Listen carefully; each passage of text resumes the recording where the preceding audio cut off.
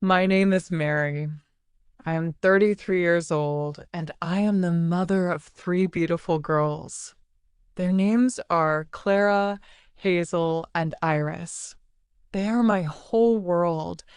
I love them more than anything in this life. My life has not been easy. My mother died when I was still young. My husband left me when our youngest daughter was only a baby. He walked away one day and never came back. He never called. He never sent us money. He never even asked about his daughters. It was as if he had forgotten that we existed. Since that day, I have been alone, raising my three little girls by myself. I have no family to support me. I have no large house. I have no savings or extra money. We live in a small, old apartment in Willow Creek. Every month I worry about paying the rent. Every month I wonder how we will survive. I do not have a good job. I never had the chance to finish college. I do not have many choices, but I am strong. I do not give up. I work as a cleaning lady. I do not belong to any company or agency. Each month, I go around and search for houses, offices, or shops that need cleaning. I carry my own cleaning supplies in an old bag. I scrub floors, wash windows, clean bathrooms, and carry heavy trash bags. Some people are kind to me. Some are rude. Some do not even pay me on time. But I keep going. I clean because I need the money. I need to buy food for my daughters. I need to buy them clothes and shoes. I need to pay our rent so we will not be on the street. I work when I am tired. I work when I am sick. I work even when I want to cry. Sometimes at night, I look at my daughters while they sleep. Their small faces look so calm and peaceful. They are so beautiful. I touch their tiny hands, I kiss their foreheads, and I whisper, I love you. I want to give them a good life. I want them to smile and be happy. I want them to have everything I never had. But life has been very hard. One cold evening, I was walking home with my daughters after finishing a late cleaning job. The weather was terrible. The sky was dark and heavy. The rain poured down. The sidewalks were covered with ice. Clara held my hand tightly. Hazel and Iris walked close behind me. Mama, I'm cold, little Iris whispered. She was only 5 years old. I know, sweetheart, I said softly. We'll be home soon. I pulled her close to me and wrapped my scarf around her small body. The street was quiet. The lights were dim. I held Clara's hand and Hazel's hand tightly. My own hands were shaking. My heart was nervous. And then, suddenly, a blinding light, a loud crash, a terrible pain. Everything went black. When I opened my eyes again, I was staring at a white ceiling. I heard beeping sounds. I smelled medicine. I was lying in a hospital bed. I tried to sit up, but my body hurt. My head was heavy. My arms were weak. And then I remembered the accident. My daughters. Where were my daughters? I tried to speak, my throat dry. Clara. Hazel. Iris. My voice broke. A nurse came quickly to my side. She looked kind. She gave me a soft smile. "Don't move too much," she said gently. "You were in a bad accident." "My daughters," I whispered. "Where are my daughters?" She touched my hand. "They are here. They are safe." Tears filled my eyes. "I want to see them." A few minutes later, the door opened and three little figures ran inside. "Mama," they cried. They hugged me, kissed my face, held my hands. I began to cry.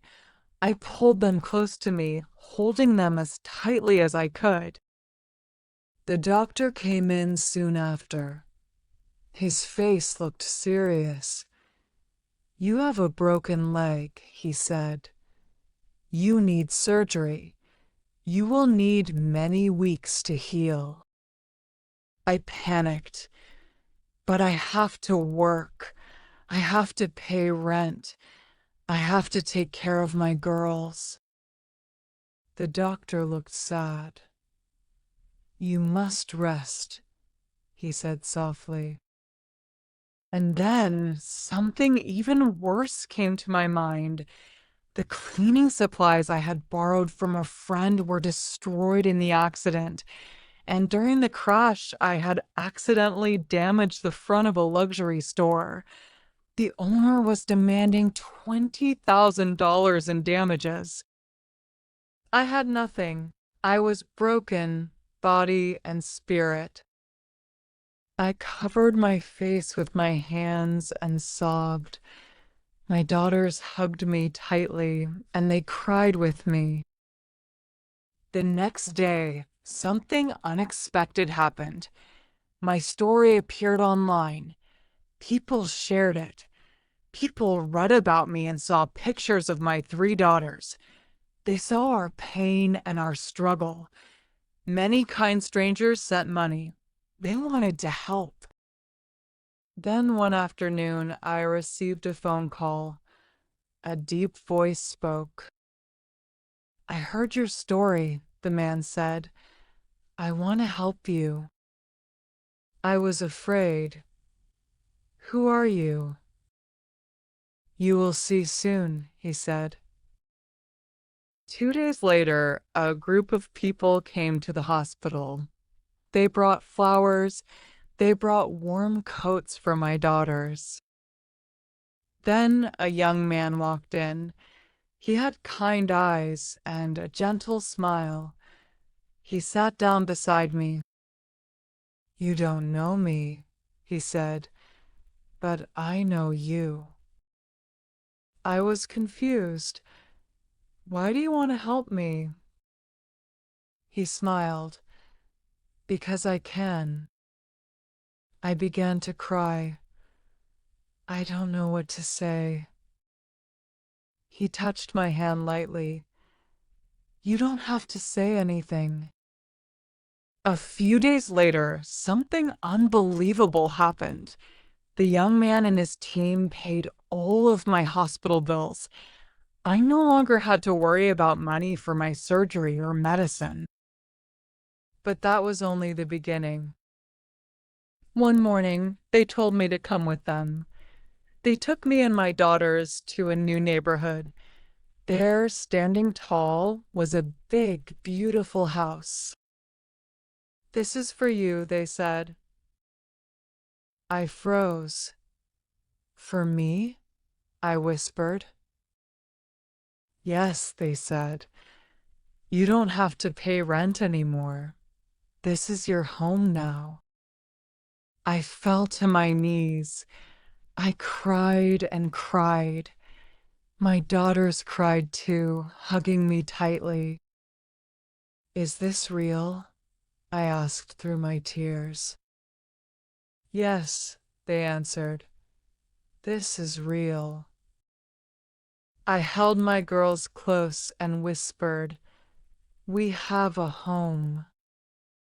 One day, the young man asked me, Mary, what is your biggest dream? I wiped my tears and said, I want to open a bakery. I love baking bread and cakes. He smiled. Then let's make that dream come true. And he did. A few months later, with his help, I opened my own bakery. It smelled of fresh bread and warm pastries every morning. Customers came and smiled. My daughters laughed and played while I worked behind the counter. I was no longer just a tired cleaning lady. I was no longer a poor single mother. I was a businesswoman. I was strong. I was proud. I will never forget that young man and the team of kind strangers. They changed my life. They taught me something important, that there are still good people in this world, people who care, people who want to help. And sometimes miracles are real. I had started with nothing, but now I had everything: a home, a bakery, and most important of all, a happy family. Thank you, my dear listener, for being here with me. Your support means more than I can ever say. I hope my story touched your heart. Please remember, no matter how hard life becomes, kindness and hope can change everything. Stay strong, believe in good people, and never lose faith in a brighter tomorrow.